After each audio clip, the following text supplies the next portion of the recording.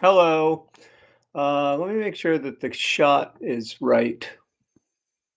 That looks about right to me. Okay. Well, I mean, it could have been. It could be better, but whatever. It's not. I'm not a cinematographer. I'm not trying to do a shot-for-shot remake of The Godfather, or a Fellini film or something. I'm just a person signing my name for 3 hours straight. Hello. Welcome to the live stream. When I say that this is a live stream where a person signs their name for 3 hours straight, I'm not exaggerating. It's going to be exceptionally boring, but I figured why not include you in this process? So here's the deal for the day. This is what I've signed in the last, since yesterday, and so this includes yesterday's. It's about 5,000. I have to sign. This is a. There's this phenomenon where humans are not very good at understanding large numbers. This is something I spent a lot of time thinking about, like how we don't understand the difference between a million and a billion, or between a billion and a trillion. And even though I know that we have this problem as a species, I somehow still didn't totally understand that the difference between 150,000 and 250,000 is 100,000. So I was originally, by the way, I'm signing tip-in sheets that will then be bound. Oh, you know what I should have done? Gosh, I really should have added a link to buy the book. I'm not very good at the marketing parts. Oh man. I should have added a link to buy the book. I feel like I should. I feel like that's important enough that I have to do it. Because I do want people to buy the book. So if I go to youtube.com/vlogbrothers, I make sure that my sound is off. Will I see I will see myself. That's wild. Okay, and then I go to edit video, and then I'm just going to put up this link. Let's see if I can do this. If I just Google the Anthropocene Reviewed, it leads to this Penguin Random House landing page that I have to use, and then I'm going to put that first so that nobody gets mad at me. And then beneath that, I'm going to put the bookshop.org link, where you can go to support your local bookstore and also buy the book in a super easy way. Okay, so then I go to that, and then I go to bookshop.org, and I say, or the Anthropocene. See, this is high quality live streaming right here. The Anthropocene Reviewed book, : super pro. Okay, now if you refresh, you'll at least see a link to buy the book. So now I'm cooking with gas. So there's a huge difference between 150,000 and 250,000. I've just passed the 200,000 mark in terms of signed sheets, but I only have like 13 days left. And more than that, there's also other stuff happening with the book that, like the book has to be proofread, and I got to fix. I mean, it's essentially done, but I still have to fix. There's still a couple of problems that are haunting me, like a couple of questions that I haven't answered for myself about whether or not to include a paragraph here or a sentence there.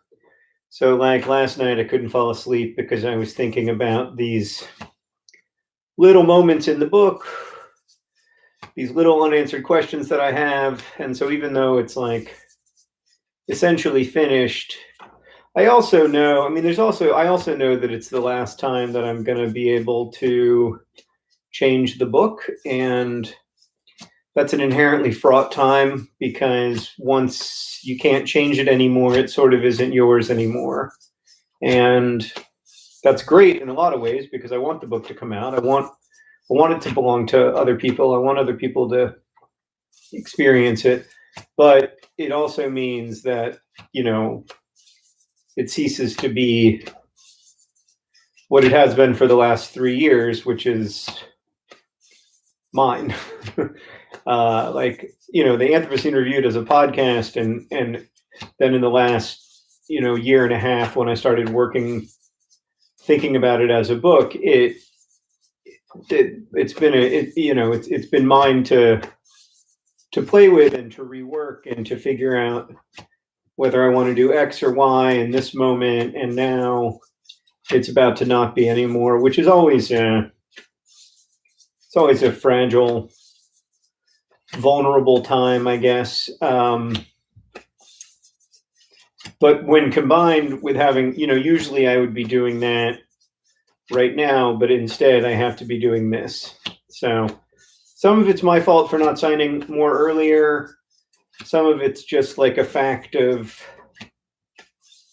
just a fact of not fully understanding the commitment that I was making. But I am going to do this. I'm a big believer in trying to live up to the promises that you made, even when they're stupid and you regret them. Because I think you can always like learn something from that process. That was not a good signature. So I'm going to put a spiral there to try to make that person feel like they didn't get a bad signature, they got a good spiral. So I have to sign 250,000 of these tip-in sheets, and then individually I sign this sheet, and then it goes to the printer, which is in Virginia for this book. And in Virginia, they have a machine that takes like a stack of these sheets, and then each time they bind a book, they shoot this sheet into the book itself, and it gets bound into the book during the printing process. Which is why I have to be done with the signatures before they start printing the book, because it has to get bound in. With this, this is the largest first printing that anyone has ever signed. And so the part of the challenge is that, like, it's a significant amount of work for the printer, in addition to being a significant amount of work for me. So we've got to get it there early enough that they can do the extra steps involved. So so I have like 13 days to sign these 50,000, 50,000, 48,000 maybe sheets, and then I will hopefully take some time off. But I'm really excited for the book. I'm really excited for people to read it. And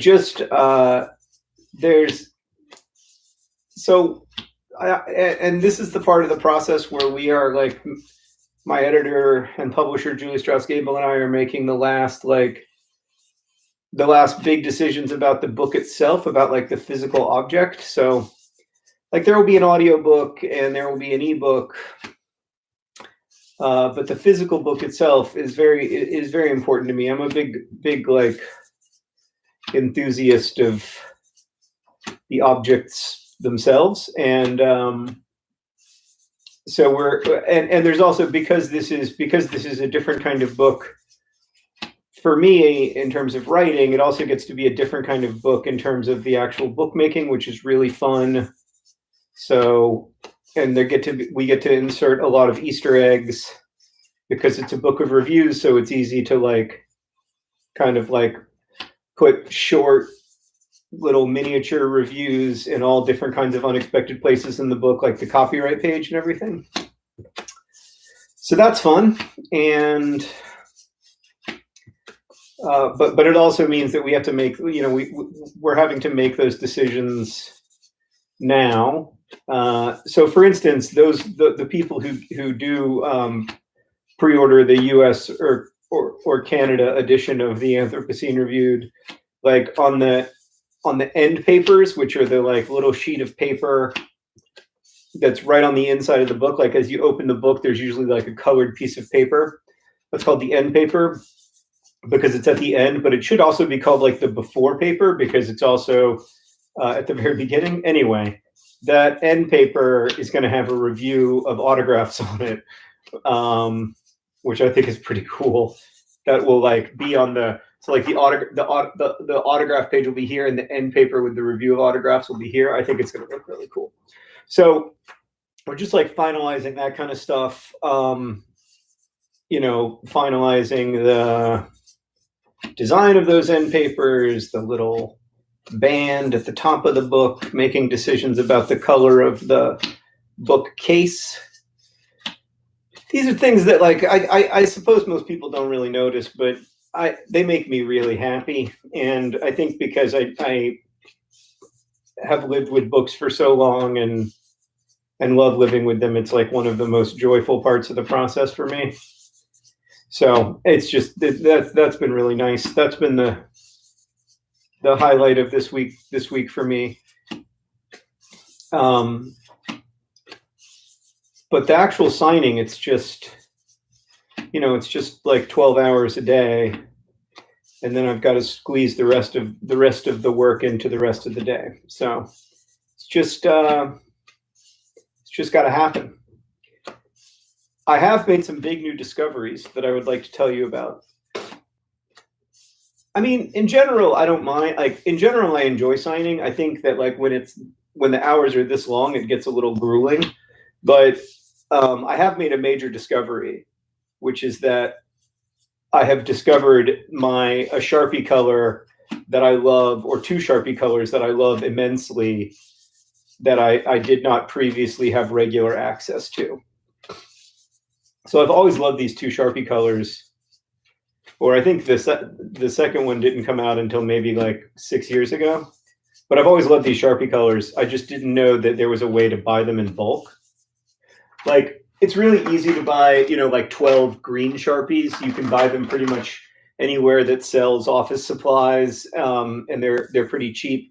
But if you want to buy like an obscure Sharpie color, and I realize this is probably a little bit inside baseball, this is probably not super helpful information to most of you. But if you want to buy like an obscure Sharpie color in bulk, I thought it was impossible. And so the only way to like get these colors that I loved was to buy like the 24 pack of Electro Pop Sharpies. And then it's just two of the Sharpies that I really like. I will sign with the other ones, but it's only the two that I love. And then there are a couple I really can't sign with, like yellow. You can't really sign with because it just like bleeds into the paper and looks a little. It doesn't actually look like an autograph to me, anyway. But it turns out there is a way to order these two colors of Sharpies in bulk. So now I get to sign all day with them. And this is one of them. I'll show it to you. Hold on. Let me get to that's a pretty good signature. So this is one of them. It's called Navy. And I don't know if it'll really come through on the video in its full quality, but what I love about it is that it's got this like rich dark blueness to it, but it also has some black and some gray. It's a surprisingly, I mean, considering that it's monochromatic, it's a surprisingly resonant, dense color for me. I really like it. And then the other one is incredible. I may have already used all of them because I love it so much. It's called Intergalactic Indigo, I think. I have used all of them. And Intergalactic Indigo is just an absolute unadulterated joy. Sort of purple. It's similar to navy, but it's got some purple to it as well. And then it almost has like a little hint of, I don't know how to describe it except for saying like it has a little hint of like sparkle almost. Like almost a little bit of almost a tinge of glitter. Now I know a lot of people don't want a glittery signature, which is why I don't sign with like bronze Sharpie, but I think just a hint is works. So these are the things that I'm thinking about as I sign my name over and over again. Some of you, I will look for questions in a second, but the question I get the most often is, what do you think about when you're doing it, I don't think about anything, really. I just enter a flow state insofar as possible. And then if I'm thinking about something, it's usually that I'm thinking about the signature and like how to make it good and how to improve upon the last one, and whether it's going in the, whether the signatures are going in the right direction or the wrong direction, things like that. Like that is not a good signature. In fact, like it's probably not a good signature in part because I'm talking about making my signature good. I know that it doesn't seem like it's not hard. It's not a complex signature, but you still want to make the mark in a certain way. So that's what I'm thinking about. I'm thinking about how to make the mark. And then sometimes I'm thinking about like where this individual copy will go, like where that one will end up.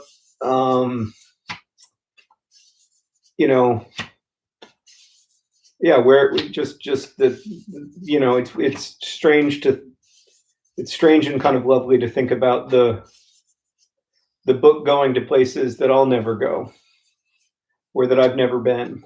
So sometimes I think about that. Sometimes I listen to an audiobook.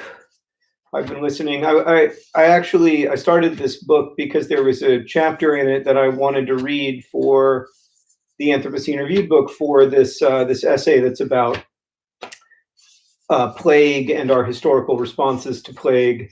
It's mostly about cholera and in the 19th century and Black Death in the 14th century, the pneumonic and bubonic plague in the 14th century that was so devastating to Eurasia and North Africa. And so I read this one chapter of the book and I liked it. It was helpful, and I was able to use a couple things from it. It clarified a couple kind of open questions I had, but I liked the book so much, I was like, I think I'm going to just listen to the rest of it. And fortunately for me, it's 30 hours long or something, so it's not. So it's a nice long-term commitment. I think it's called A Dark Mirror: The Calamitous 14th Century. And it was shockingly calamitous, the 14th century, in the context of European history anyway. But also also a moment when a lot of things started to change, and a lot of the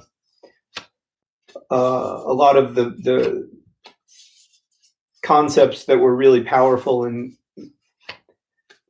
Europe in the Middle Ages began to be challenged. The authority of the church, this idea of the chivalric code, the feudalism in general, the place of peasants, because there was such a huge the population of Europe declined by 30 or 40%, and so there was a huge labor shortage, which gave peasants, in some cases anyway, more rights. Although I think like that kind of reading of the Black Death, I think turns out to be a little more complicated than we used to think it was. Like, we used to think that basically the Black Death ended feudalism in much of Europe.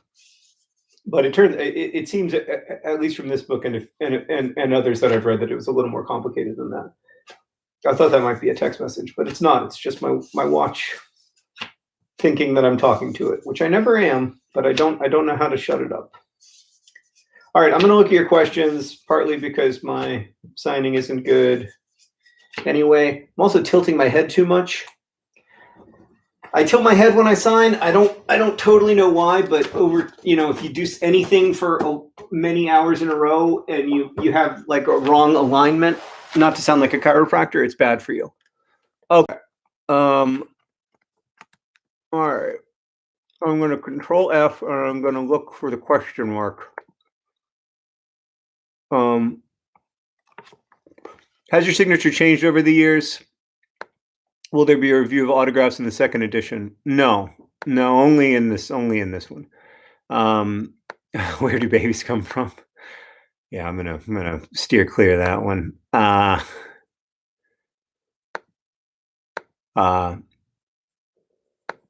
Bianca asks, "How do you feel about the release of your first nonfiction book?" Nervous. Yeah. So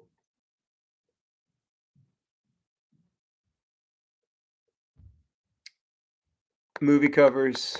That's always that's an interesting topic.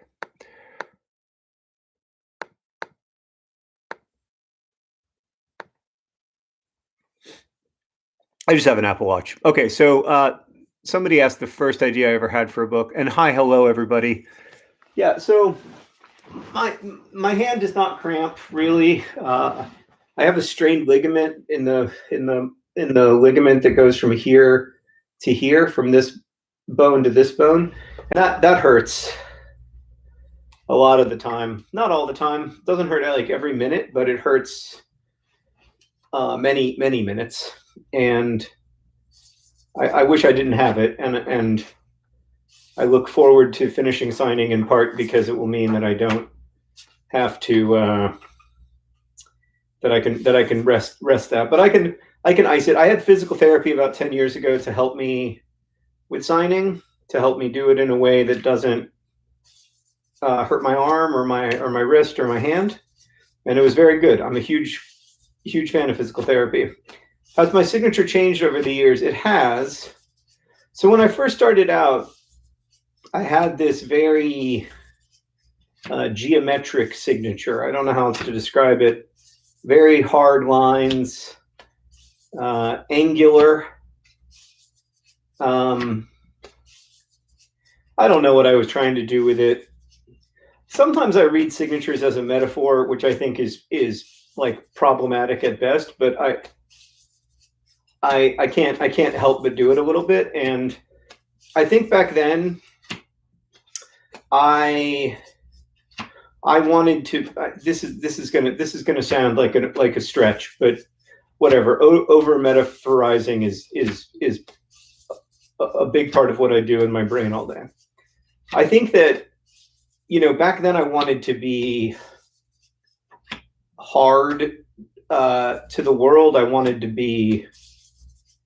to try to protect myself. I wanted to be cool and ironic and distant. I was pretty cynical, and I think in some ways my first book, which was Looking for Alaska, which came out almost exactly 16 years ago today.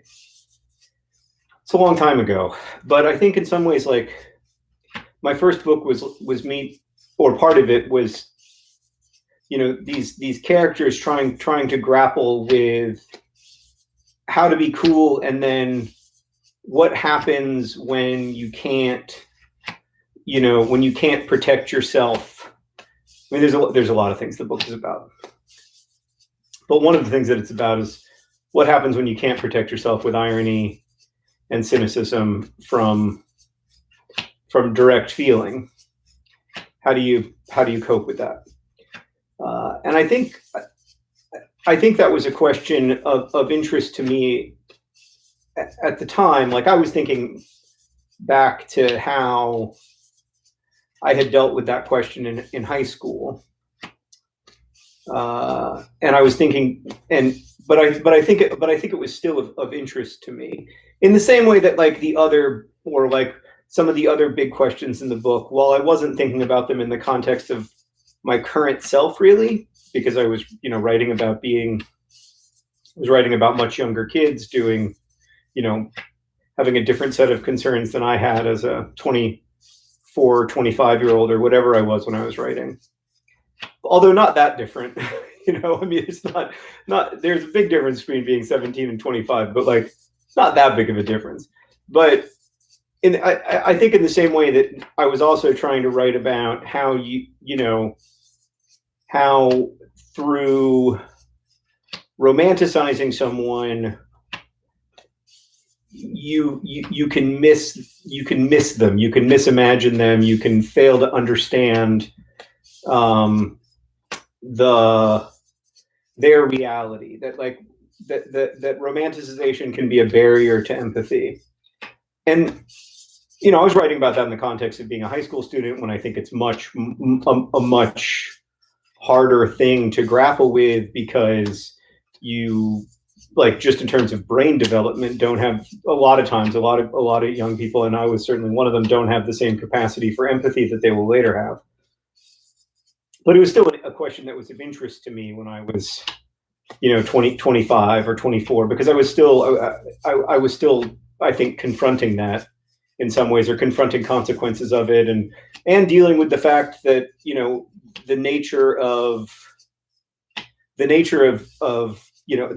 failing those we love is that there's no coming back. There's no coming back from it. The failure is a failure, and you got to figure out how to live with it. And I was certainly still trying to figure out how to live with places where I felt like I had made,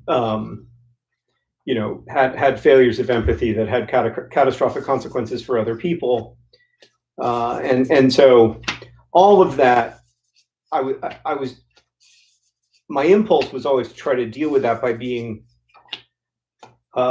closed off, or by shutting myself down, or by wearing this armor of irony and cynicism, especially irony. I felt like intellectualized irony could get me through almost any fire.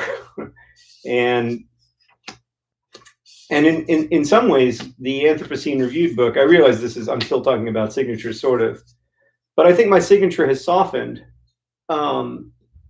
Like, it's literally softened. It's all curves. There's only one even semi-hard edge at this point. But I think in a lot of ways, the Anthropocene Reviewed book is my attempt to try to take off that armor. It's the first time I've written about myself, at least in a formal way. Instead of trying to kind of instead of trying to imagine other perspectives, it's the first time I've tried to articulate my own perspective. It's the first time I've tried to write about the ways that, my particular life interacts with these big forces of history and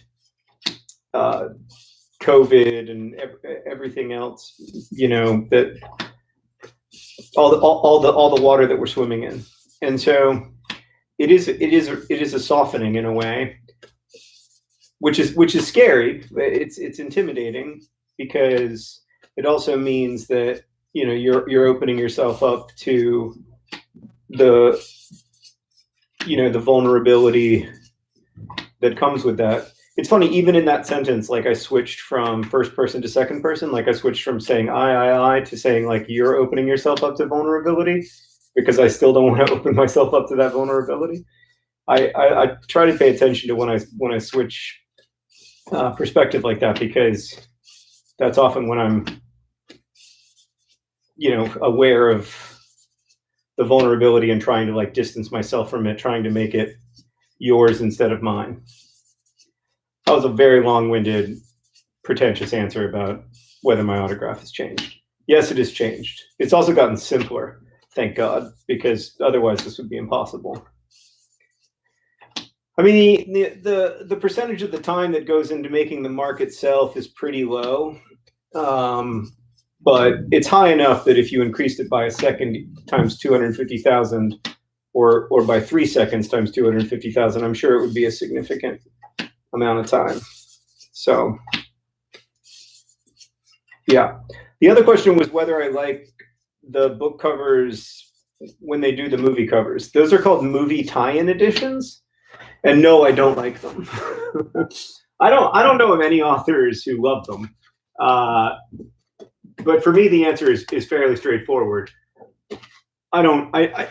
I'll tell you why I don't like them. I like when I'm reading a book, imagining the story as textual instead of, like, for me, images are just so powerful. They're so engrossing. They're so, they take over in such a way that when I read a movie tie-in edition, I can't help but picture the actors on the cover as the characters in the story.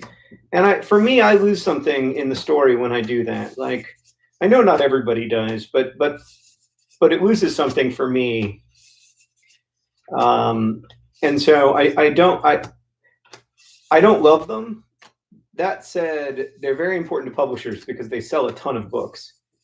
And I mean, I don't know. I think the Fault in Our Stars movie tie-in edition is kind of cool. I think the Looking for Alaska movie tie-in edition is kind of cool. Because they're really good photographs. Like they're great images. And so, you know, I think it's part of publishing, and I would feel like, to be honest, like first off, I don't want to make people who have those editions feel like they have inferior books somehow, and but also I don't want to like go and tell the publisher like, oh no, don't do this. I just because I prefer not to read that way, because I know other people prefer to read different ways, and so I don't really want to prescribe other people's readings or control it to that extent. I think, for one thing, I mean, there's this idea that I've probably played into in some ways, and certainly, like when I was a kid, it was very prominent. I think it's starting to become a little less prominent. And this is another thing I wanted to write about in the Anthropocene Reviewed book. We are so ingrained in thinking, or I don't want to talk about we, I should talk about me. I have been so deeply conditioned to think of books as being written by one person, to think of them as like individual works springing sui generis from the mind of a great thinker or whatever. And I don't just think this way about books, right? Like I also think this way about the light bulb. You know, there's this big debate on the internet. Did Thomas Edison invent the light bulb, or did Nikola Tesla invent the light bulb? And certainly the story that Thomas Edison invented the light bulb is untrue. The story that Nikola Tesla invented the light bulb is also oversimplified, though. And the truth is that the light bulb was invented by lots and lots of people working in parallel and in collaboration and in competition over time, benefiting from all kinds of innovations and increases in understanding that had been driven by all kinds of people over millennia. So like in some ways, the light bulb was invented because we got better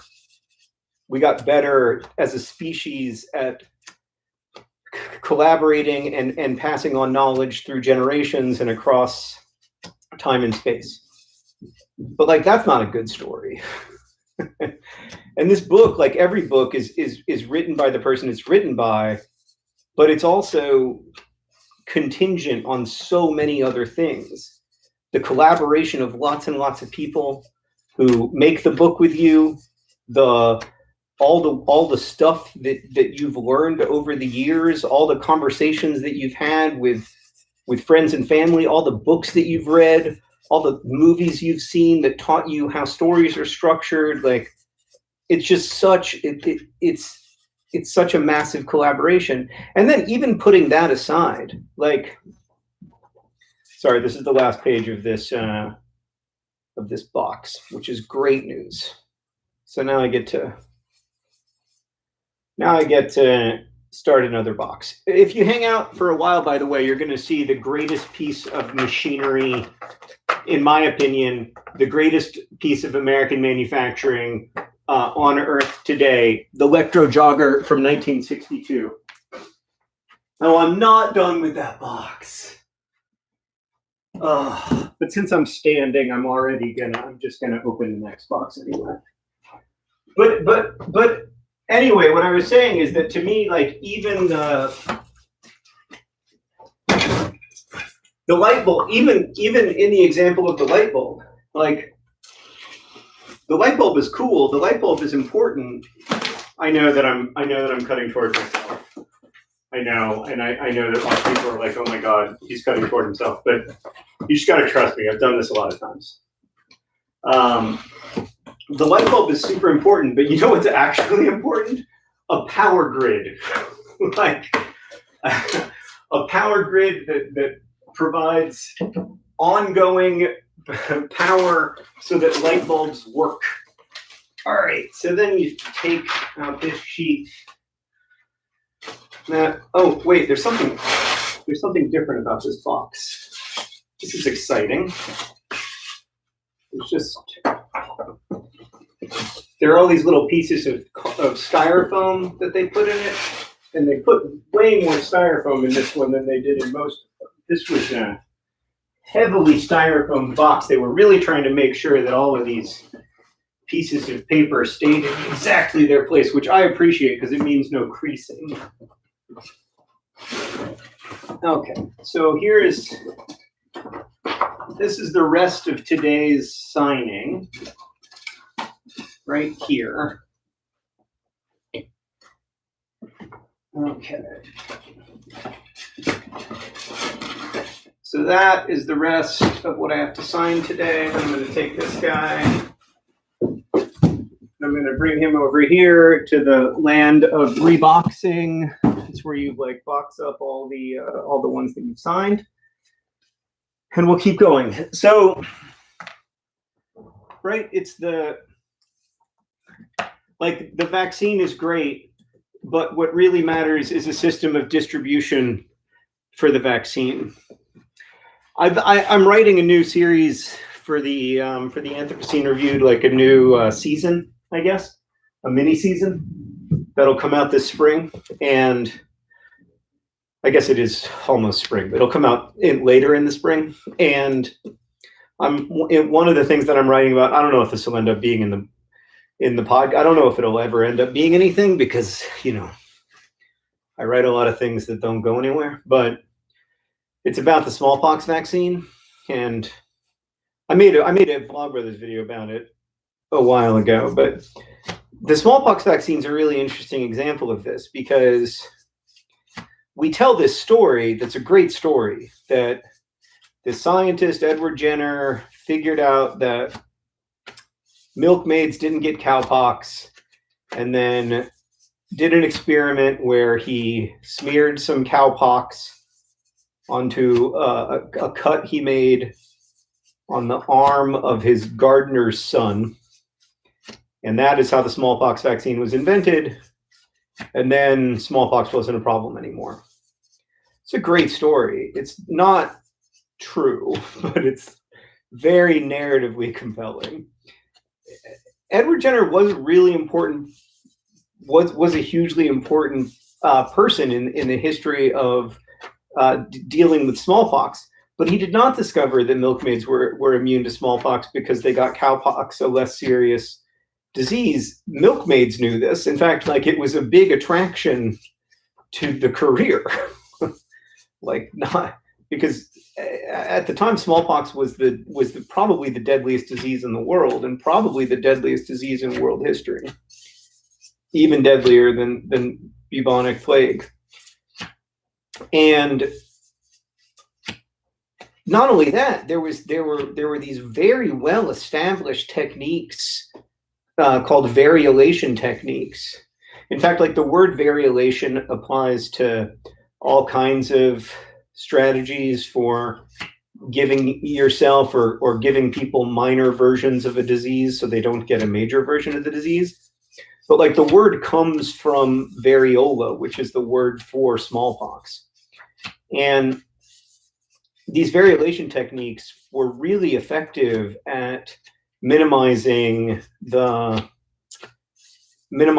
from smallpox in China and in parts of West Africa and in India.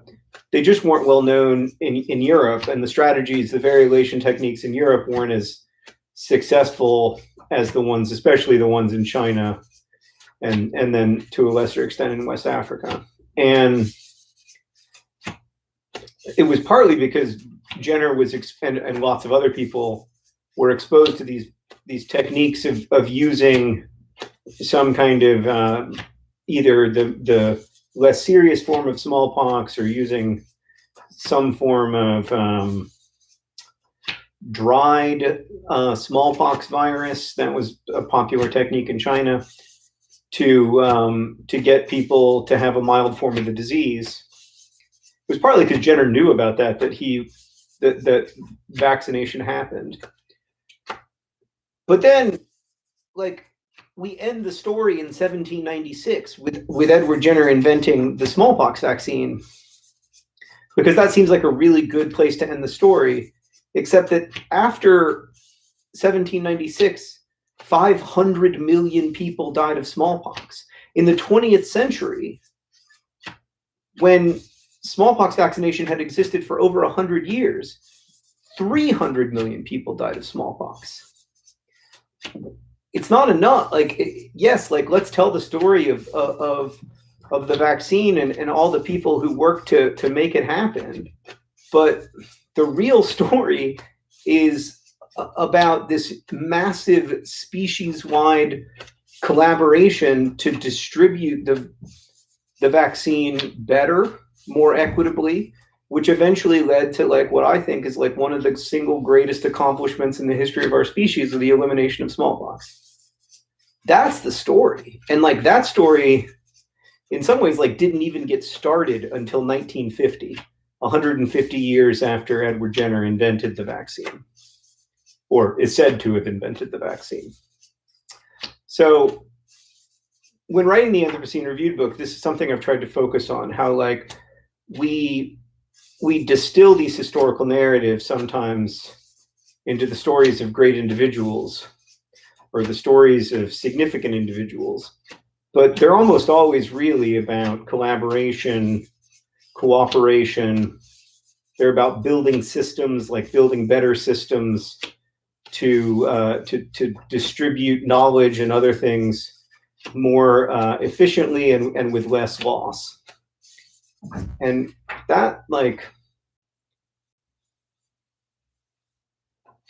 and that's true for books as much as it's true for anything. Like, a book is written, yes, like, a lot of books are written by one person, and like, I wrote the Anthropocene Reviewed book, and Hank wrote An Absolutely Remarkable Thing, and so on and so forth. But like, Hank was only able to write An Absolutely Remarkable Thing not just because of all the people who'd affected him and informed his understanding of the internet and of science fiction and so on, but also because of all of the systems that work to distribute the book. And so when you start thinking about it in the context that there are these systems that play into the creation of creative goods, or play into the creation of the creation and availability of vaccines, or play into the creation and availability of electricity, or whatever.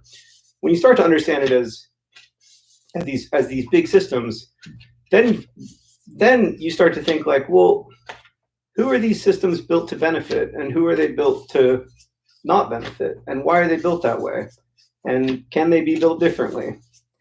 And that, like, is a much more interesting question, like, I think both historically and present tense, than who invented the smallpox vaccine. It's a very long-winded answer to another question, but whatever. I mean, I got a sign for 3 hours, so they're all going to be long-winded answers. You should just, that's just the way it's going to be. This pen is getting a little janky, but I feel like I have not signed I need to get about 500 signatures out of each pen, and I feel like I have not gotten 500 signatures out of this pen yet. But at the same time, oh, there it is. I just needed to move the pen around a little bit. Now it's better. Oh, right. So what I was talking about was the movie tie-in editions. And my point was just going to be that I don't really feel like it's, I want to have some say in how my books are distributed and how they look, and that kind of thing. But I actually don't think I'm important enough to the creation of the book to have veto power in that stuff. So yeah, I don't really think it's entirely my place to tell them how to how to publish. That said, I'm very happy to be included in those conversations, and like when I can, you know, you don't always get a cover that you love. Like that's just part of publishing. But when it does happen, it's really lovely, and it certainly happened for the Anthropocene reviewed book. I don't know what y'all think of the cover. The response has been really positive, but for me, it's just incredible, and it's amazing to have someone, you know, have a designer kind of perfectly capture visually what I was trying to do textually. It just felt like magic to see that cover for the first time, and just super, super grateful to Grace Hahn for wanting to take on the project, but then also for, you know, making it personal, you know, making such a beautiful cover. So now I'm back with this. Now that I've turned the pen into the correct angle, it's working well again. My hand hurts, but it's not too bad. I'm trying to think of what the other questions were. This would be great. This would be a great time to like have somebody texting me the questions, because then I could just look on my watch. But I don't know if anyone who's watching this has my phone number, and I don't really want to give it out. Nothing personal. Oh, see, that's not good. This is something that happens a lot. I'll show you this while I come up to. Well, I look for new questions. But this is something that happens a lot. So that's these are the little spirals that I draw. Like they're my attempt to, like, I don't know, capture the Raymond Pettibon spirals. But this is something that happens a lot in my signature, where like this part doesn't go up high enough, and so it just looks like it doesn't look like a separate mark, you know. Like a good example, I mean, this isn't perfect, but a reasonably good example of my signature is that, and you can see the difference there. It looks like there's a second mark on this one, and it doesn't to me on this one. So if you're interested, Myra says you can pull up the chat on your phone. Can I? That's such a good idea. Can I though? I'm gonna try. This is a potential revelation. All right. So you're saying that I can pull up the chat on my phone by going to the YouTube app on my phone. There's me. I see my own face. Thank you. Oh, look at this. You can. LMAO. Okay. Game changer. Yes.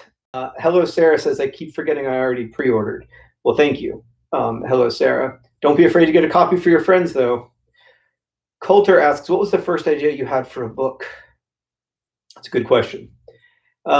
This is the exact experience of being a teacher during remote learning. Yeah, like your kids know more than you do about the technology.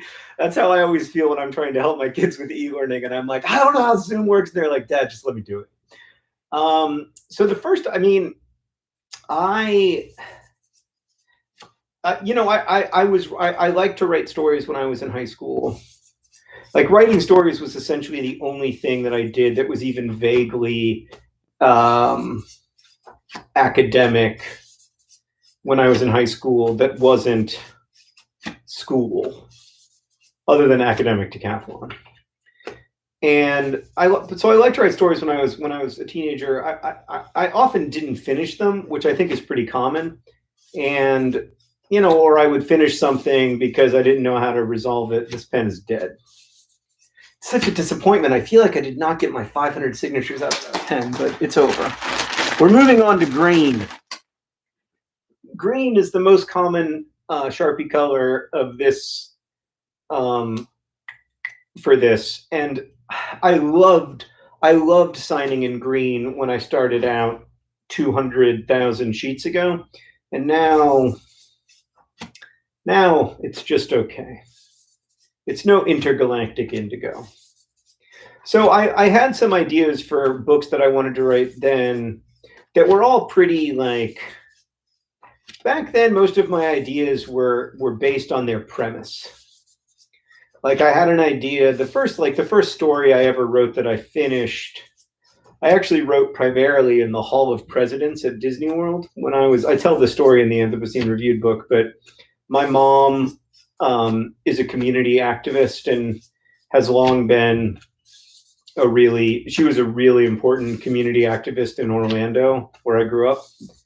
And she won this like service award for her work that came with 4 annual passes to Disney World. And so there was this one summer where I went to Disney World all the time, but I was like 14 and I hated Disney World. And so I would just go to the Hall of Presidents over and over again. And I would write while I was there. So anyway, I wrote this story that was about like an anthropologist who unethically, well, there is no ethical kidnapping, who kidnaps this like sort of monstrous anthropologist who kidnaps a family of hunter-gatherers and takes them to Disney World. But again, like that's a premise. It's not really a story. I wrote a story about a kid. I really wanted the one that I thought I could adapt or like expand into a book was about this kid who the only access to language he had was from the Bible. Like it was the only book he had, but also because of the way he'd been raised in like a highly isolated environment, he'd never really heard any stories other than Bible stories, and he'd never really heard much language other than the language of the King James Bible. And I still think that's an interesting idea. Like it is weird how the stories we know and the language we have, you know, does to an extent shape our experience of things. But I mean, I'm glad I never really fleshed that story out because I'm terrified of linguists. I'm also terrified of anthropologists, but I'm terrified of linguists because I don't want to get involved in the conversation about whether language shapes thought or thought shapes language, or to what extent language shapes thought. I'm really glad not to be a participant in that conversation. And when I brush up against it, it always stresses me out because I think maybe deep down, I don't want to know the extent to which language is shaping my experience of consciousness or like my experience of having thoughts or whatever. And then when I was in college, I wrote some stories. The only one that could have been turned, you know, that I thought maybe could be expanded into a book was about a newly ordained minister who goes home to his small town to preside over a wedding and the person who's getting married is someone he had like a complicated, somewhat romantic relationship with when he was in high school, and now he's presiding over that person's wedding. And while there, he ends up a relative of his dies, and he ends up also preaching at a funeral. It's okay. I don't know. I had fond memories of it, and then I reread it recently, and it was pretty bad. So that's why you should never reread your work. Like, God forbid I ever reread Looking for Alaska or The Fault in Our Stars or Paper Towns, because I'm sure I'd feel the same way. But the first, I mean, really, it wasn't until, and then when I was, you know, starting when I was about 22, I was trying to write about a children's hospital. In some way, I was trying to write about that, but I never could find a way into it.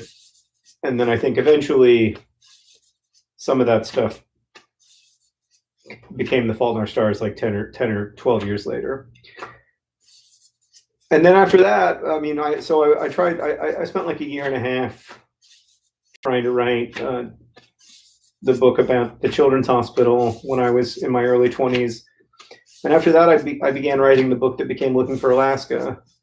And I spent about five or 6 years writing that book. I spent like 2 years writing it with the help of my mentor, Eileen Cooper. And then after the book was sold to Dutton, I spent like 2 or 3 years working on it with my editor, Julie Strauss-Gable, who's still my editor and is editing the Anthropocene Reviewed book. And that was the first time I finished anything. But there were so many different versions of Looking for Alaska. Like, it's hard to say that it was the same book the whole time, because, you know, it just took a lot of forms. Like, it was 200 pages long, but it didn't have many of the words. Like, the first time I wrote it, it was as long as a novel, but it didn't have many of the words that ended up in the book that became Looking for Alaska. I mean, it had a different title. It had a different, all the characters were different. It didn't have last words in it. It didn't have the labyrinth of suffering. Like, all the things that, you know, I remember about that book weren't in the first draft. So sometimes that happens. You know, books change a lot as you work on them. And it's been interesting to do that with the Anthropocene Reviewed, because, like, people know the first drafts, because, or not all of them. There's a lot of new essays too, but of the essays that are from the podcast, like, people have heard them, and so they're going to know the stuff. Like, you know, a lot of people are going to know the stuff that I changed, or are going to know the stuff that I added, and that's been a different experience for me. I've never really had that before, but hopefully people will be able to read the book as a book, and it'll have a separate life from its life as a podcast. And there is a lot of new stuff. I think, like, of the 80,000 words in the book, about 20,000 of them are new. Maybe 15, maybe 20. I don't know. It would be hard to count, and also, like, it doesn't really make sense to think of it that way. Okay, I'm looking for some more questions. Is the podcast coming back? Yes, it's going to come back on, like, in May. Oh gosh, my hand hurts. Okay. Is that the Pizza Man? It is. It is the Pizza Man. It's me, the Pizza Man. John, I have to be a pallbearer this weekend. Do you have any advice? Have you ever been a pallbearer? I have. I have. You'll be, you know, I wish I could give you advice. I don't know. It's hard. I'm sorry that you've lost someone. Just, you know, the actual, like, responsibility of, involved in that, you'll do a fine job with, and that part will be okay. Yeah, I'm just sorry. It's hard. It's a hard thing to have to do. I remember it, and it's gut wrenching. It's, you know, but at the same time, it is a chance to, it's a chance to say thank you, and chance to honor that person. I guess that's how I tried to think of it. But I'm sorry. Really sorry that you're going through that. It was one of the harder things I've ever had to do. Kat asks, are you still seeking to devalue your signature? Yeah, I mean, Kat, the thing is, at this point, I think my signature is utterly without value. I don't think there's any value left in it. So when I was initially thinking about this back 10 years ago, when I was signing the first printing of The Fault in Our Stars, part of what motivated me to do it was seeing, like, going on eBay and seeing autographed books available for like $75, or seeing, I would do book signings, you know, where, like, somebody would show up with like 60 or 70 hardcover copies of my books and ask me to just sign them, no name, like don't write like to so and so, just sign it, and I would know what that was about, right? Like that was about somebody wanting to take those books that I signed and then sell them for a profit on eBay or whatever. And that, like I don't have an inherent problem with that. It's their book; they can do what they want with it. But I mean, I grew up in Orlando, Florida. There weren't a lot of author visits, I guess, at least not that I remember in Orlando.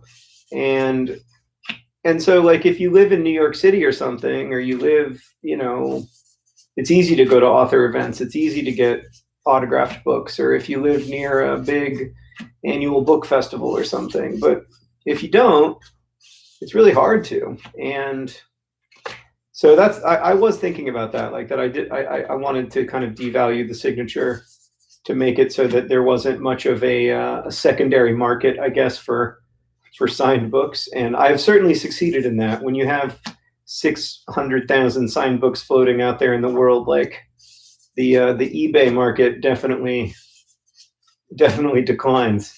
So I hope I didn't. Yeah. But at this point, it's not really about that anymore for me. I guess it's about two things.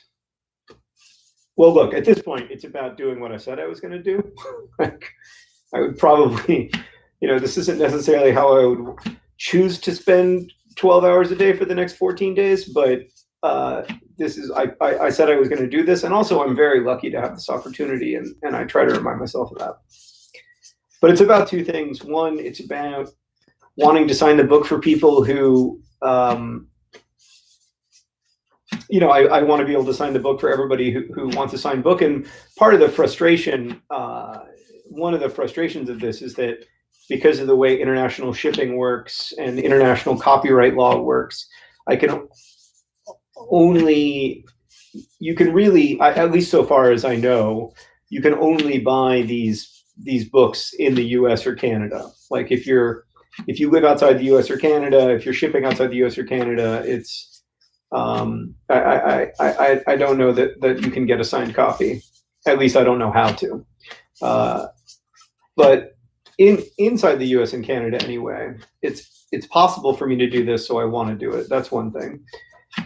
Because I do think like it's still a little bit of joy. I think for me anyway, there's just still joy in getting a signed book and seeing that it was signed.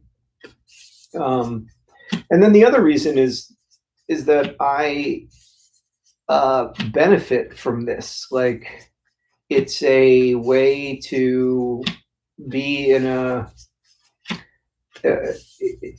really stressful time, frankly, like the hardest time. This has been the hardest two months that I've had in a long time, in many years. And in that time, this is a little bit of a relief.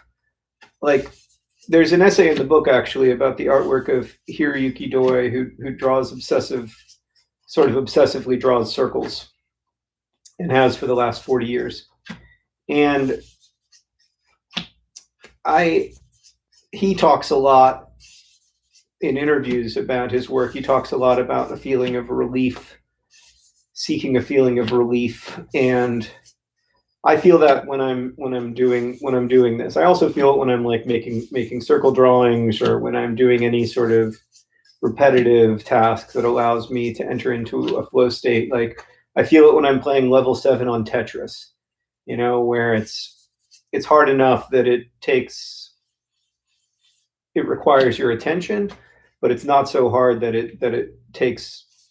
it's stressful.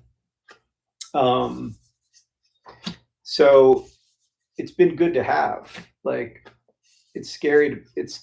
I mean, I understand that it's a privilege and everything, and that I'm choosing this, but it is still, I mean, to be honest, like it is scary. It's scary to, to publish a book that's about myself, and I feel freaked out by it. I don't fully know why, but I do. And so this is a break from that and a little bit of relief. So there's hopefully one sense at least in which I am doing it. I'm trying to do it as a gift for people, but it's certainly something that I also get something out of, because it's a break from the stress around the book, and then also just the stress of family stuff. So yeah, it's been good, and I will not miss it when it is over. And I don't think I'm going to do it again, to be honest with you. Not least because I'm 43 now. Like my hand doesn't work as well. There's like a fundamental level at which it's harder for me to do something, to do a repetitive action for 14 hours in a row, 7 days a week, or 12 hours in a row, 7 days a week than it was 10 years ago. Like, it's literally more difficult. And the next time I publish a book, who knows how long that'll be, probably at least 3 years, maybe 5 years, my hand will be even older. And so I think this is probably a goodbye to this kind of signing. I hope I'll still be able to sign some, but this is definitely the last time I'm going to sign a full print run, unless it goes back to the days of Looking for Alaska, when my first print runs were like, I think the first print run of Looking for Alaska was 6,000 copies.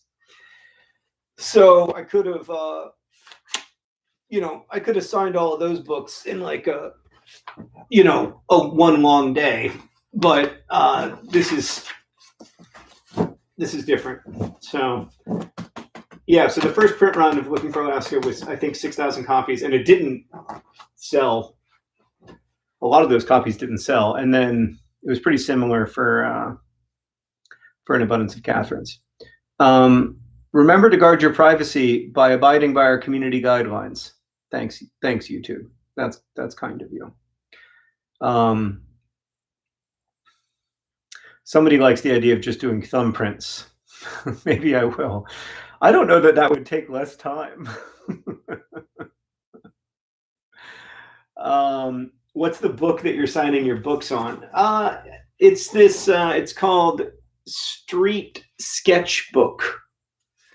I've never actually looked inside of it. It's called Inside the Journals of International Street and Graffiti Artists.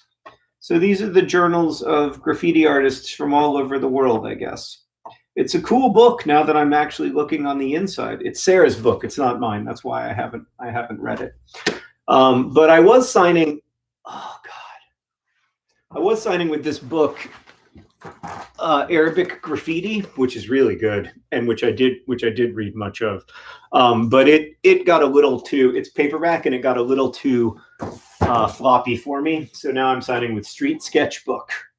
So yeah, when I did it for The Fault in Our Stars, I signed with my high school yearbook as which is the perfect size because it's very thin. I went to a small high school, so we had a small yearbook, and it was the perfect size, but I tried it this time, and the vibe wasn't working. So where's the purple Sharpie? I think I have one more. So this is my set of Sharpies that I'm using at the moment, and I think I do have one more purple in here. Maybe I'll use that next. Will you review autographs when the podcast comes back? So there's actually a little review of autographs in the signed edition of the book. So that's like one of the fun little silly things that we've been able to do with the book. It's on the page opposite the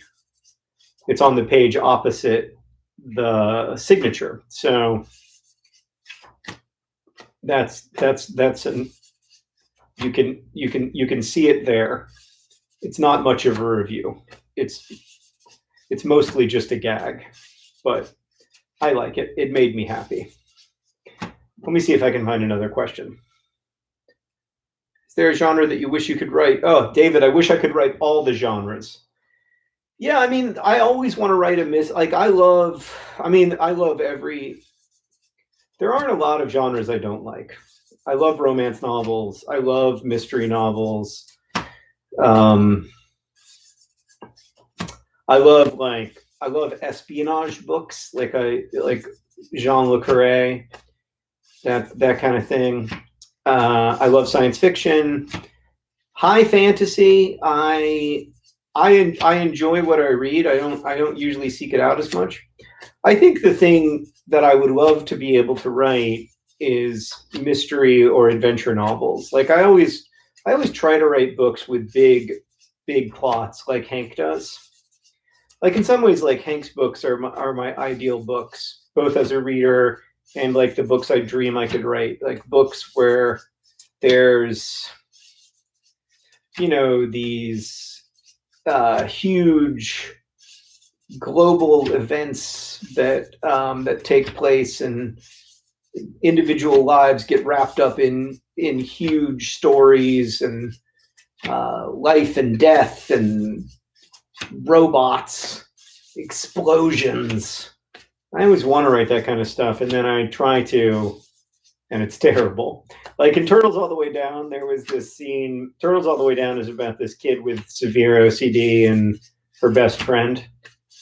And then I guess to an extent, it's also like Turtles All the Way Down is a great example of this, actually. So Turtles All the Way Down was the first time when I kind of accepted that when I try to write a book inside of a genre, the characters hijack the genre, or like the characters' problems hijack the conventions of the genre. So you saw, like I tried to do this a little bit in Paper Towns and The Fault in Our Stars, where, you know, in The Fault in Our Stars, Hazel is conscious of the fact that she's inside of a genre. Like she's conscious that her life is the kind of, you know, that her life story is the kind of life story that gets told in a certain kind of book. And then she has this favorite book, which she loves because it tells her life story in a different way. And in Paper Towns, like I was basically trying to write a mystery novel, but a mystery novel where like the mystery is not the mystery that the character thinks is, like the narrator of that book thinks that the mystery is, I've got to figure out all these clues to understand what happened to this person I care about. But the mystery is actually, I have to stop misimagining this person I care about. And the moment I do that, what happened to her will become immediately clear. And that's kind of like what he has to figure out. He has to figure out that he's not actually in a mystery where it all turns on a clue or on a plot discovery. He's in a mystery where it all turns on not romanticizing and oversimplifying the life and consciousness of this other human being. And in Turtles All the Way Down, I tried to write a book where like the characters kind of like want to go on a mystery. Like they want to be in a mystery novel. Like they talk about it at the beginning, how they want to solve this mystery and get this reward, and, you know, the sort of like hallmarks of that genre.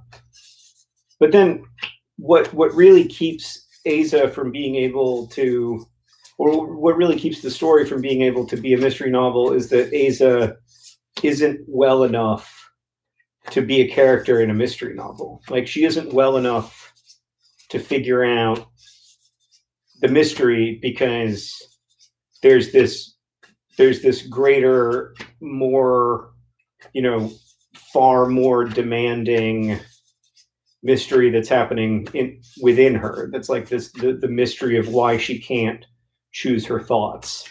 And so like the novel kind of gets like the novel kind of gets like hijacked away from its plot by her thought disorder.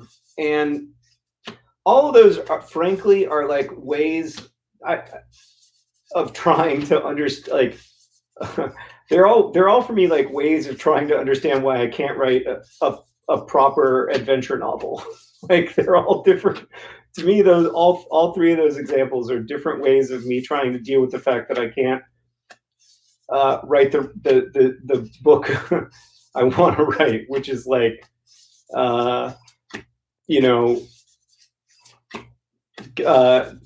characters go on a great adventure. And yeah, so I think like I have just, I've tried to discover what I can do and what works for me when I'm trying to tell stories about a certain kind of kid, or trying to tell stories about a certain kind of problem. But I would love to be able to write, big science fiction-y, mystery, big stories, proper big plot stories like Hank writes. Not that I'm jealous of Hank. Like I think Hank is a brilliant writer, and I'm able to like read his books and just enjoy them and not be like, oh, I wish I could do that. But I do kind of wish there are aspects of that I wish I could do. That said, like, I in terms of writing novels, like writing fiction, you're always running. I mean, whatever you're writing, you're always running up against the limits of your talent all the time. I think that's probably true for everyone. And so you always are frustrated by what you can't do, because you're much more conscious of that than you are of what you can do. That's not just true of novels, I think. But one of the reasons I wanted to write a book of nonfiction was because I wanted to transition away from thinking about, I guess I wanted to transition away from using the conventions of fiction to create distance between myself and what I wanted to do, like with the writing, Like the great thing about fiction is that you're not writing about yourself, but that I guess that had also begun to feel like a little bit of a cheat code for me, and also probably to some extent it had begun to feel a little bit like I was I don't know. It had begun to feel a little claustrophobic, I guess. And so that's why, initially I started the podcast, The Anthropocene Reviewed, was to give myself a writing deadline every month, and to try to figure out what I would write if I were writing nonfiction. I think when I was, especially the first few episodes of the podcast, I was trying to figure out like, well, what does it sound like when I write as myself? What do I sound like if I strip away those, the stuff where you're able to take refuge in fiction, take refuge in the form of it, but also take refuge in the fact that you're writing about other people, and you're not trying to directly address how you yourself think about the world. Like the problems in my novels have very rarely, the central problems in my novels have very rarely been my central problem, because they're not written about me, and to some extent, like they're not written for me either. Like I was always writing for people who were mostly writing for people who were younger than I was, and writing outside of myself. And this time I wanted to try to write inside of myself. And I think I've learned a lot from doing that. I guess like the next logical question is whether I would do it again. And I don't know. I don't know what I never know what I don't know. But I have enjoyed doing it, and I hope it doesn't suck. That's the goal, just write something that people won't hate. Are you rocking with Dijon mustard? That's a great question. What is he signing? Okay, two great questions. I am signing these sheets of paper. And then here, for instance, you can see about 1, 2, 3, 4, 5, 6,500 sheets of paper. And I have to sign 250,000 sheets of paper. And then this is for the US edition of my new book, The Anthropocene Reviewed. And then as it's printed in Virginia, each piece of paper gets shot into the machine that's printing the book. and it gets bound into the book alongside the rest of the pages in the book. And so that's how you autograph 250,000 books, because I couldn't fit 250,000 books in my basement. I can barely fit 250,000 sheets in my basement, as my family has repeatedly pointed out to me. Am I rocking with Dijon mustard? Yes. Yes, actually, I mean, Sarah makes Dijon mustard, like makes homemade Dijon mustard, and it's incredible. It's incredible. So I eat mustard on everything because there's like fresh homemade mustard in my house all the time. And it's, I don't want to brag, but it's so good. It's so much better than store mustard. It's just, yeah, it's special. So yes, I definitely like Dijon mustard, especially Sarah's special homemade mustard, which like she makes to, I think, to like distribute as Christmas presents, but then we always have a bunch left over, and I put it on everything. Potatoes, yes, absolutely, on potatoes. Sandwiches. Sometimes I put it on vegetables. Like, I might put it on a little bit of like some boiled broccoli, just a little bit, just dip it in there, that kind of thing. There's not a lot that I won't eat with mustard. I've got one of my friends, one of my kids' friends, eats mustard on literally everything. So that is, I'm not quite like him, but yeah. Have you found that as you've aged, your fan base has also changed? Yes.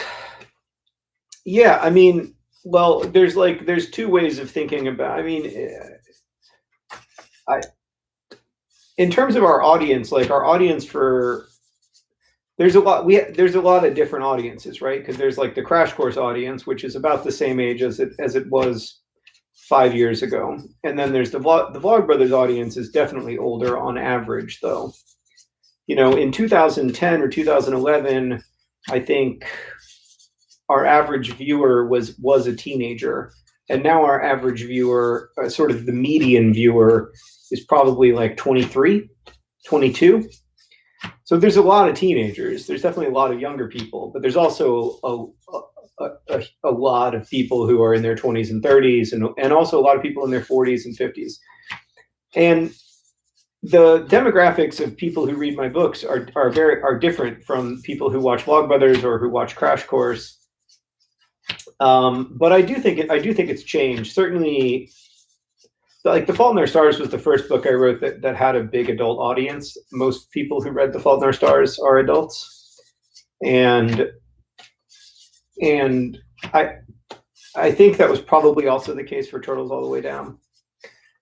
It's certainly been the case for the Anthropocene Reviewed. Like, the Anthropocene Reviewed has a lot of teenage listeners, and I love hearing from them, and I'm very grateful to them for listening, and I hope they like the book. I've tried to make the book accessible to a variety of people, but the median age of a podcast listener is older than the median age of a YouTube viewer.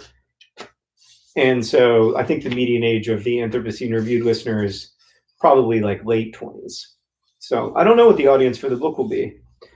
It's the first, I mean, I don't take stock in the way that books are marketed that much, like the genre in which they're marketed or the audience for which they're marketed or anything like that. But it's the first time I've published for quote unquote adults, just in terms of, and that makes a difference because like YA book publishers are pretty separate from grown-up book publishers.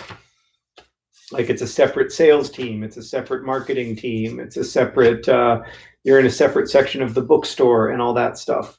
So in talking about it, I've tried to focus mostly on the fact that it's my first nonfiction book, because that's the thing that I actually care about. Like,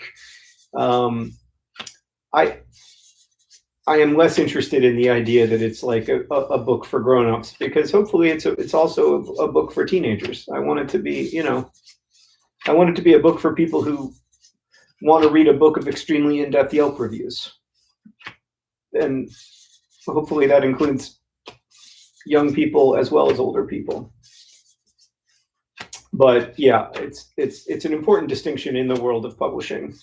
It's not an important distinction, I think, and I think it's an important distinction for some subset of readers, for sure, but it's not something that I think most readers spend a lot of time thinking about. Like, I think like most of my friends in Indianapolis, they read books they like. They read books that are recommended to them. They aren't as conscious of genre and category, even as people were like 10 or 20 years ago. So, and I think that's like largely a great thing, because it used to be that, quote unquote literary fiction felt fundamentally different from quote unquote mystery or quote unquote romance. And I think romance is still a pretty heavily stigmatized, at least in some quarters, genre, like, which I think has more to do with misogyny than with anything else. But these days people read, I hope anyway, that like people read a little bit more across those lines, and the artificiality of those lines is something more people are familiar with, in part because of the work of writers like Octavia Butler, right? Like Octavia Butler was a science fiction writer, but it's hard to argue that she's also like one of the best fiction writers of the 20th century. So are we gonna say that's not a proper book because it's a science fiction book? No, of course not. Like Parable of the Sower is a major American novel, and it doesn't matter.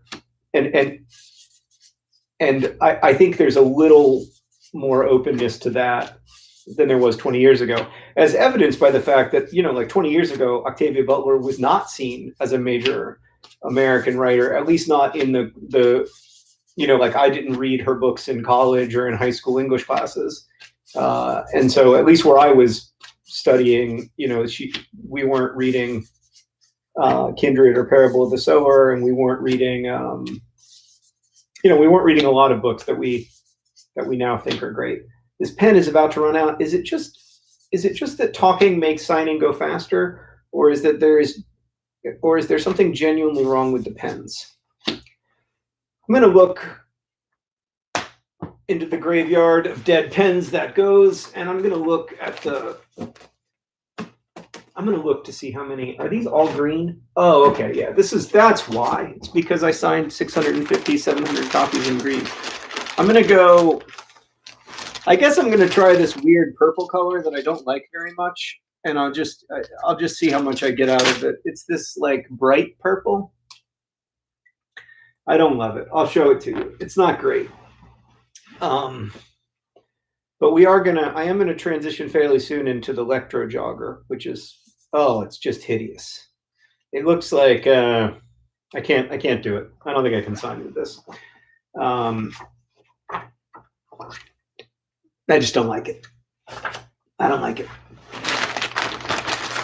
It's going back into the bag.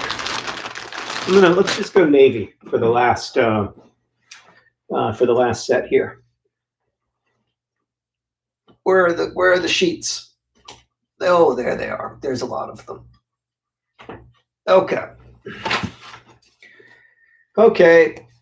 Well, now see, I grabbed too many sheets. That's probably more than I would like, but that's okay. Let's look and see what the chat is saying. Hello, chat. Now that one is so rare. That's true. Hades says I don't see a lot of signing, which fair enough. How long have you signed for today? Since about 8:30, so 4 hours, but I have to do it for another, I don't know, at least 6. How many pens have you killed? 380, probably. 375. Josh asks, how do you balance writing with your other obligations? And Lindsay asks, what is your opinion of the idea of literary fiction? My opinion of the idea of literary fiction is that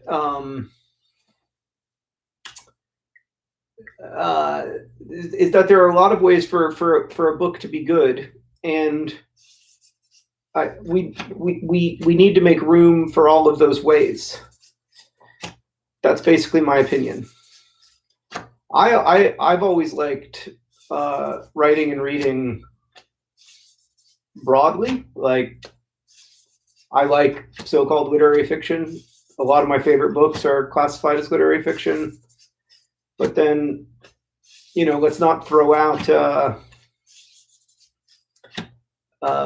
let's not throw out other forms of reading. In general, I think reading should be fun, even when it's challenging. I think it should be rewarding. Like, my concern is more making a reading experience for people that feels to them like a good use of their time, like their attention is rewarded. And the more, what I really want as a writer is similar to what I want as a reader, which is to feel like the attention of the reader will be rewarded, and then the more attention the reader pays, the more it will be rewarded.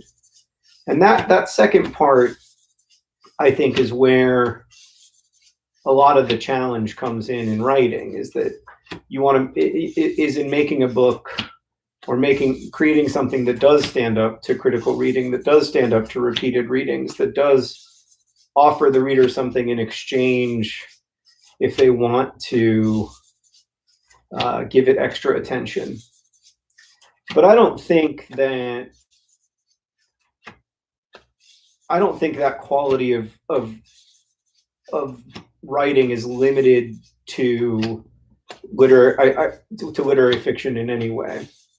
It's similar to how I feel. I mean, I think the same thing is the case for movies or for video games or for anything. Like, you know, most people who play a video game are going to play through the game and enjoy it and feel like it rewarded their attention. But, you know, there are also video games that, if you pay a different, deeper, more concentrated kind of attention, offer rewards in exchange. And that, I think, is what I am most attracted to in artwork. Same thing with visual art, you know, like, I like visual art that offers me some immediate rewards, in the sense that I look at it and I find it beautiful or find it interesting or whatever. But I also, you know, my favorite art is art that rewards time spent with it, you know, that rewards looking and paying attention. So, yeah, I mean, ultimately, like, that's our only resource, right, is attention. And so I like artwork that tries to respect that resource and offer it as much as we can. As for how I balance writing and my other obligations, really poorly, and I'm going to have to change the way that I balance them moving forward, because this is not sustainable. So right now, like, I mean, I go a long time between books. In the nameless online publication that revealed the cover for the Anthropocene Reviewed book, the little, like, blurblet referred to me as prolific, and I was like, am I, though? If I've written 6 books in 17 years, like, is that prolific? Feels like it's not as prolific as I'd like to be. You know, a lot of my favorite writers are writing a book every 12 to 18 months. But yeah, so I mean, everybody in their professional life has these challenges of balance, especially when you have more than one job. Like when you know, so I mean, for the last 10 years, I've had a day job at Complexly / Crash Course, and then also tried to work as a writer, and that's, I mean, because that's where all my, you know, essentially all my income comes from writing, and so maybe that's the day job. I don't know, but these two separate jobs, I think, you know, it has become challenging to do them both well, and some of that's just because I'm older, and some of it's because, you know, of increased family obligations. It feels less good to work at night and on the weekends now than it did when I was in my 20s, because I have kids and I have, you know, there's laundry to do, and I want to be with my kids, and I need to prioritize that. So I haven't always done a good job of balancing it. I think that's one of the reasons it was 6 years between The Fault in Our Stars and Turtles All the Way Down. I think that's one of the reasons why, and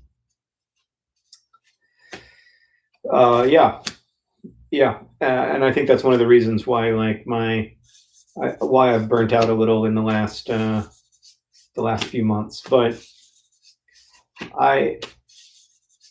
on the other hand, I really love making Vlogbrothers videos, and I'm often asked, like, I mean, that's the thing that I would never want to give up. People often ask me, like, about how to be creative, or how to make things, or how to get ideas or whatever. And for me, like, I talked about this in a recent Vlogbrothers video, that there's this tension between really deeply loving making Vlogbrothers videos, especially right now, because I like our audience so much, and it's so fun, and it has that feeling of collaboration and deep community that attracted me to YouTube in the first place, and that kept us wanting to make stuff back in, like, 2007 and 2008, even when our audience was very small. And so it's fun. Like, I love making Vlogbrothers videos because I love the comments, and I love the stuff that people make in response, and I like doing these live streams because people do the "we're here because we're here" thing, and people go and make these amazing animations called lo-fi hip-hop beats to sign your name 250,000 times to, and all that other stuff. But the other thing about making Vlogbrothers videos is that it forces me every Tuesday to think about what I'm thinking about. It forces me to try to, figure out something to say. And in that process, like, I get so much, that I, like, when you make something that regularly, occasionally just by happenstance, you're going to come across something that holds your interest even after that Tuesday video. So, like, I was thinking about this recently in the context of one of the essays that's in the book that's new. First off, a lot of the stuff that people love in the Anthropocene Reviewed got its start in a Vlogbrothers video anyway. Like, the Sunsets review that's really kind of at the center of the collection is from a Vlogbrothers video. It's actually from, like, 3 different Vlogbrothers videos that I made about the horizon line, and then trying to understand what we're going to do about the cliched beauty of sunsets, and another called Civil Twilight, where I talk about this phenomenon where the sun is down but it's still light. And the Auld Lang Syne review came from a Vlogbrothers video that I made at the end of the Turtles All the Way Down tour. And so sometimes, like, I'll make a video, and in that process I'll learn something that I want to expand on later. And that's really fun. But if I didn't, like, force myself to make something every week, or I didn't have that regular endless deadline, I wouldn't have discovered that stuff. Like I probably wouldn't have written that thing about Amy, and I probably wouldn't have written about us, the sunset 3 separate times, so in 3 separate years when I was feeling 3 separate ways about life and myself. And then there are other times when because I have to write a Vlogbrothers video and I don't know what to do, I find myself reading or researching or grasping for some little straw somewhere that I can hold on to. And for me, like, that's so much the key to creative work, not just like work that you do for an audience, but work that you do to like practice attention, for lack of a better term. I was thinking about this because one of the essays in the book that's not in the podcast is about wintry mix, this weather phenomenon that's very common in the Midwest. And some of that came from a Vlogbrothers video I made about wintry mix.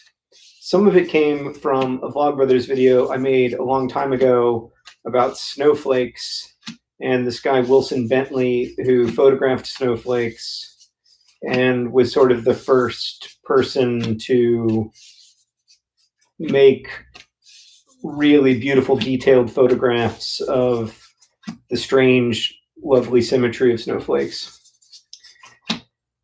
And so when I was writing this essay, I was benefiting from work that I'd done years ago. I was benefiting from reading that I'd done for a Vlogbrothers video, and like it was work that at the time I was pretty annoyed about. Like I remember writing that video about wintry mix and being like, I really don't want to write a video today. Like I really don't want to make this. There's all this other crap happening. I've got these, I got to pick up the kids at this time, and it's not going to get done in time, and then I'm going to have to come back, and so it's hard to balance it, in part because like there are such, to me anyway, like even putting aside the audience part of it, there's real benefit to doing creative work, like for my soul, like that sounds cheesy as hell, but I mean it. Like there's this maybe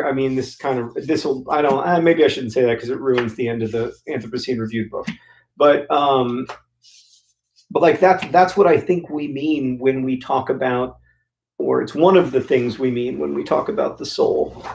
Sorry, my hip really hurts, so I've got to like slightly reposition. I hope that's not, is this a weird position? It doesn't matter, it's comfortable. And but anyway, the human soul is so wrapped up in attention and what we do with it, with what we do with our attention. And a lot of times when we talk about the well-being of our soul, or what nourishes it, or what makes us feel aware of being endowed with a soul, or makes us feel like we are endowed with a soul, so much of that is wrapped up in attention and what we do with our attention. So there is this big tension between wanting to, not work too much and not, and be present for the people I love and the, responsibilities we all have as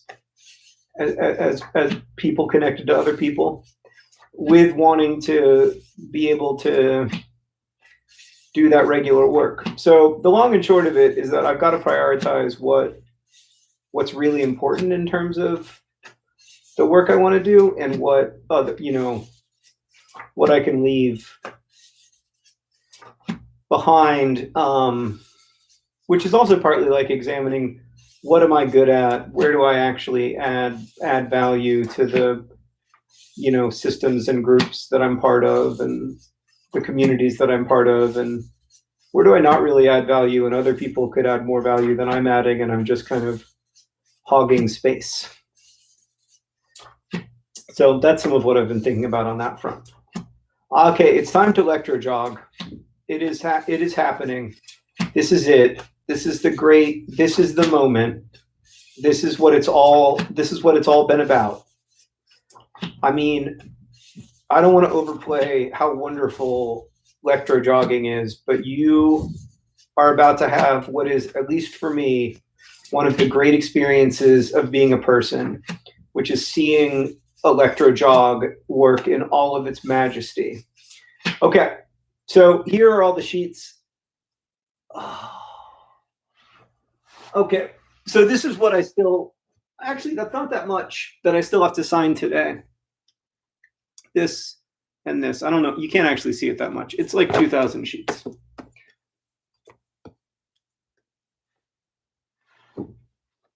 My finger really hurts. So that's why I'm electro jogging. So what I'm going to do is I'm going to take these sheets and I'm going to move them over to the electro jogger. I don't want to overplay how exciting this is, but it is the most exciting thing in my life on a daily basis. So just one at a time, you move these gigantic piles of paper over to the electro jogger, and then it's going to happen. All right, so I'm going to move the light because the electro jogger deserves its own spotlight. It's that good. It's that special. Okay, and then I'm going to move you. You're going to get a glimpse of the garden of deceased pens. Yowzers. And then we're going to go over here. And there she is. I don't usually, or there it is. I don't know. I don't know. I don't know how to refer to the electro jogger exactly, but so here we go. This is the electro jogger. It's so beautiful. You can see right here, it says electro jog. And it's this machine. It has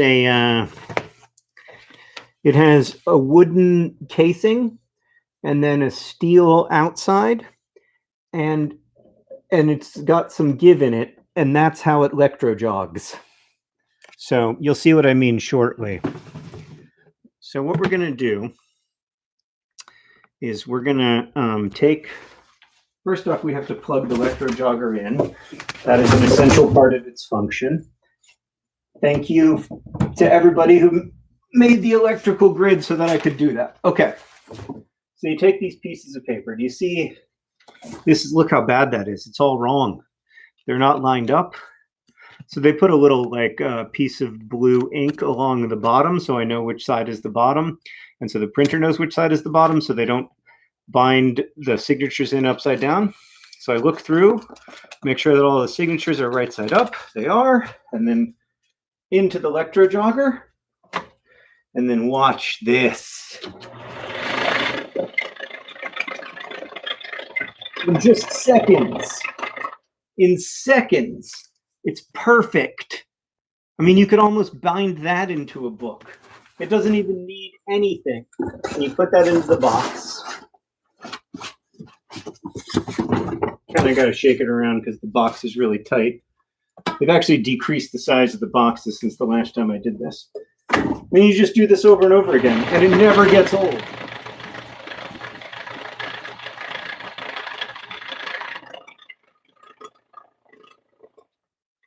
It's so, I mean, look at that. It's just, it's perfect every time.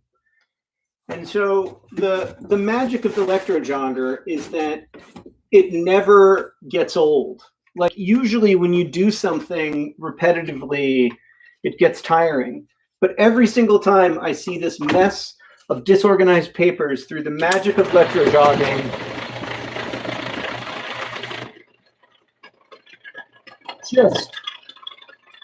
just turn into a perfect, just perfect. Oh, it's gorgeous. It never gets old. It never gets old. So I'm gonna do this. I have to do about 4 boxes today.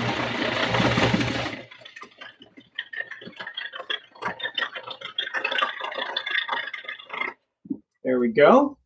And we just put that into the box. We grab some more. Make sure that they're all right side up, which I didn't do the last couple times, but I think it's okay. Well, hopefully.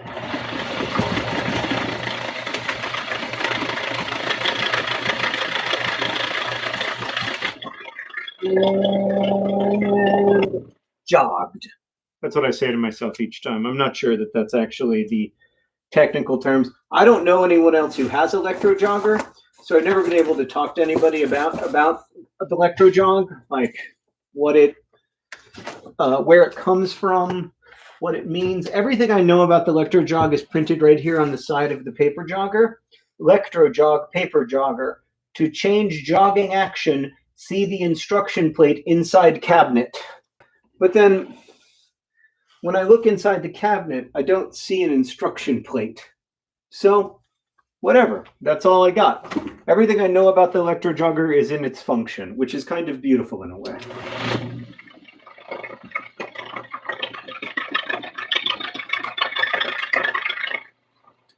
Also, this thing is from like 1961 and it works perfectly. Like there are so few, like, you know, if I have an Apple phone that's 6 years old, it's like I'm dealing with 13th century technology, but this electro jogger is just as good as it was in 1961.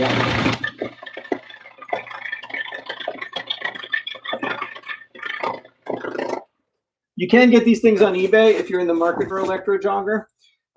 They're really, yeah, the eBay ones are good. I've heard from people who got them, even though, oh no, this is the wrong. All right, that's okay. So we're just gonna put it sideways.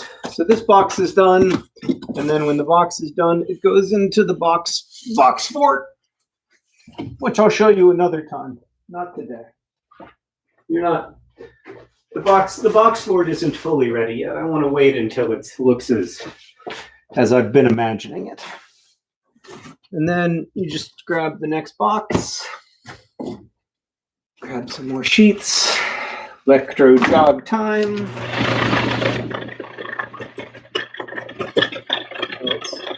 It's getting jogged and jogged. There's so little in this world that that makes order from disorder.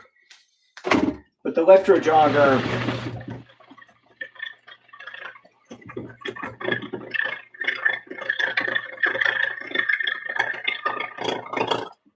I don't want to make too much of it, but it feels to me at times like it's the only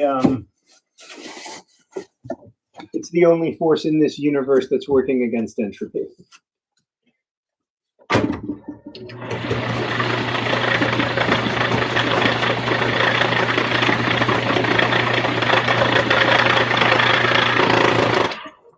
Oh yeah.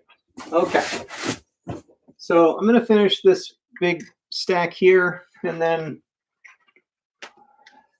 I mean, I don't know if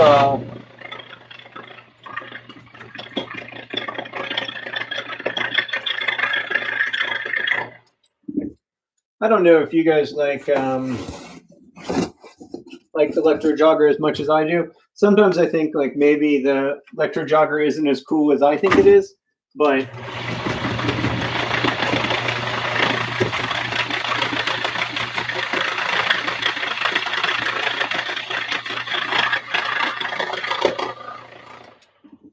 whatever. One of the like big themes of the Anthropocene Reviewed book is not apologizing for my enthusiasms and taking pleasure and joy where I can find it, and not feeling bad if other people don't feel the same way. So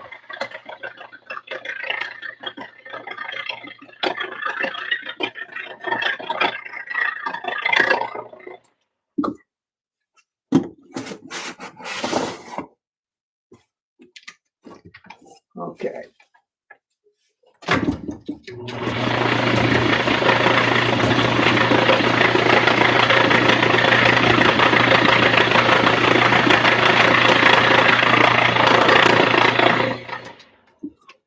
Okay, so that's almost 2 boxes now, and in total the project is about 83 boxes. So gives you a sense of how long it takes overall.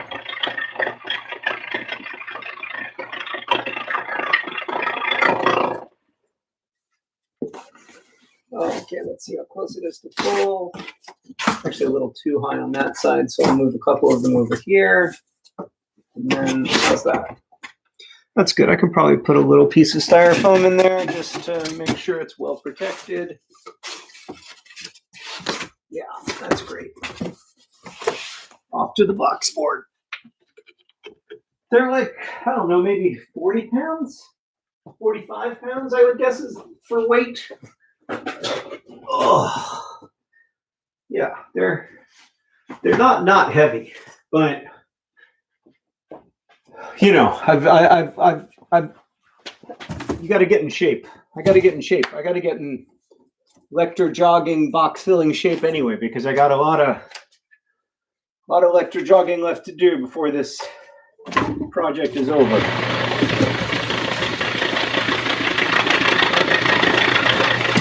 Oh no! Oh God! Oh my God! I almost just broke the lector jogger. Oh, that was terrifying. That was properly scary. I pulled it as I was doing the jogging that you got to do. I pulled it forward, and when it's jogging, it's somewhat unstable in the base. And I thought for a second I had broken it, and if I had broken it, of course we would have had a complete catastrophe on our hands. This is something that I don't do a good job of. I don't do a good job of being grateful when catastrophe is narrowly avoided. So I need to, instead of feeling anxious about almost breaking the lector jogger, I need to feel grateful that the lector jogger didn't break. Okay.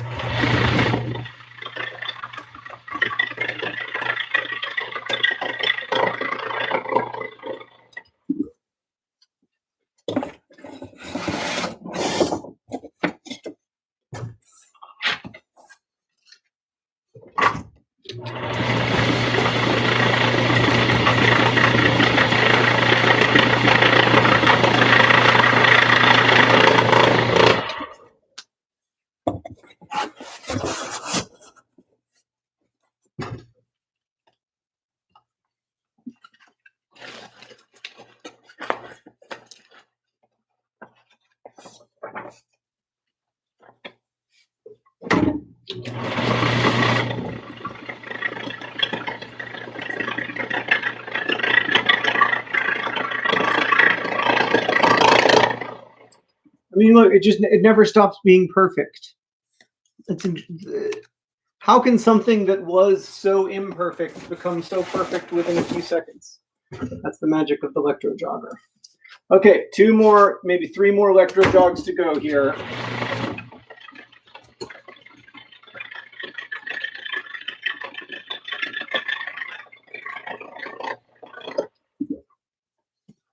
Yeah. Okay. There's the one that's in that color I didn't like.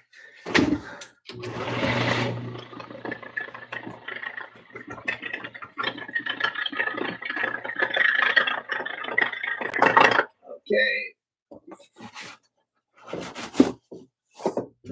All right, last one. Maybe, let's see. Is that too big? That's too big. Just do like this size. And you know what? I'll put a couple of Alice's artworks into this box. So we've got some that are designed by Alice, like where Alice makes, well, this is like a Yeti that Sarah made. And then there's also this is one Alice made on Halloween that says boo. So I try to put, every couple boxes, I try to put a few of the Alice, Henry, Sarah ones in.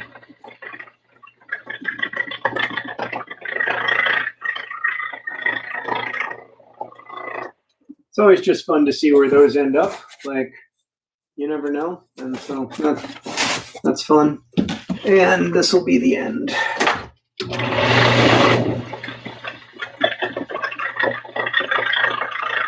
All right. So that actually is almost exactly a full box. So pretty close to perfect. Just going to put a couple of these styrofoam dividers in there. Styrofoam is one of my least favorite sounds. So I try to minimize the amount of styrofoam that I interact with, but it's inevitable in this context. Okay.